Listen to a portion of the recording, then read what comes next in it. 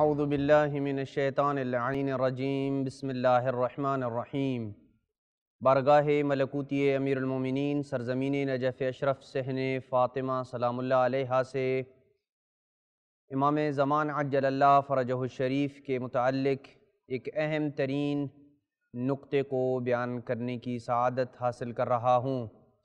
پیغمبر اسلام صلی اللہ علیہ وآلہ وسلم کا ارشاد گرامی ہے اور اہل بیت علیہم السلام سے بھی لا تعداد روایات اس مفہوم کو بیان کرتی ہیں کہ افضل اعمال امتی انتظار الفرج من اللہ عز وجل، میری امت کا سب سے افضل ترین عمل امام زمان عجل اللہ فرجہ الشریف کے ظہور کا انتظار کرنا ہے۔ بس آئیے جانتے ہیں کہ وہ انتظار جسے رسول اکرم اور اہل بیت نے امت پیغمبر اسلام کا سب سے افضل ترین عمل قرار دیا ہے، اس انتظار سے کیا مراد ہے؟ انتظار کا مفہوم کیا ہے؟ کیا سال میں ایک مرتبہ 15 شعبان کو امام زمانہ عجل اللہ فرجہ الشریف کے نام پہ جشن ولادت منعقد کر لینا یہ انتظار ہے؟ کیا 15 شعبان کی رات عریضے لکھ کر پانی میں بہا دینا انتظار ہے؟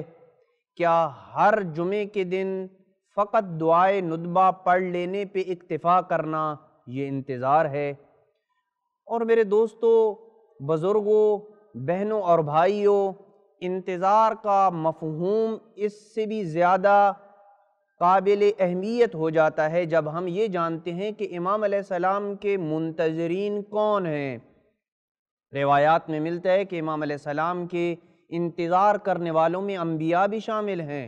امام حسین علیہ السلام ان افراد میں شامل ہیں کہ جو اپنے فرزند امام زمان عجل اللہ فرجہ الشریف کا انتظار کر رہے ہیں۔ تو وہ کیسا انتظار ہے کہ جس کا انتظار معصوم کر رہے ہیں؟ کیا وہ جشن منانا، عریضے لکھنا، فقط دعائے ندبہ تک اکتفا کر لینا، یا امام علیہ السلام کے نام پہ سیمینار کر لینا، کیا فقط یہ انتظار ہے؟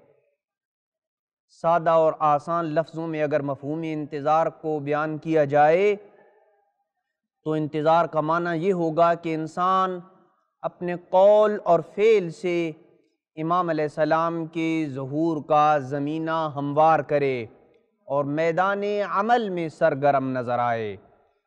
اسی وجہ سے اگر آپ روایت کو غور سے پڑھیں تو پیغمبر اکرم صلی اللہ علیہ وآلہ وسلم نے ارشاد فرمایا افضل اعمال امتی الفرج من اللہ، کہ میری امت کے افراد کا سب سے افضل ترین عمل انتظار ہے، یعنی انتظار عمل کا نام ہے۔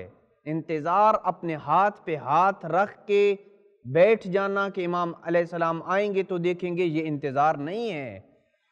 انتظار عمل کا نام ہے، اور عمل سے مراد انسان کا اپنے واجبات پہ عمل کرنا ہے اور حرام کاموں سے اجتناب کرنا ہے۔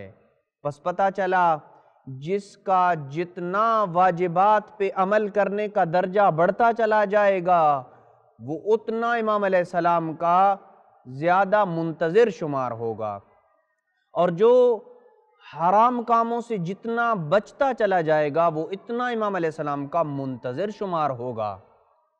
اور اس کے برعکس جس کا واجبات کے اوپر عمل کرنے کا درجہ کم ہوتا چلا جائے گا، وہ واجبات پہ کوتاہی کرتا چلا جائے گا، وہ واجبات کی نسبت کوتاہی کرنا شروع کر دے گا، تو اس کے انتظار کا درجہ بھی کم تر ہوتا چلا جائے گا۔ جو جتنا برائیوں اور گناہ کی طرف قدم بڑھائے گا اس کا انتظار کا مقام بھی کم تر ہوتا چلا جائے گا۔ بس یہ مفہوم انتظار ہے کہ ہم اپنے عمل سے دولت حق قیام کے لیے زمینہ ہموار کریں۔ بس عمل کے میدان میں ہم جتنا آگے بڑھتے چلے جائیں گے اتنا ہم امام علیہ السلام کے منتظرین میں شمار ہوتے جائیں گے۔ وصلی اللہ علی محمد وآل بیتہ الطیبین الطاہرین المعصومین۔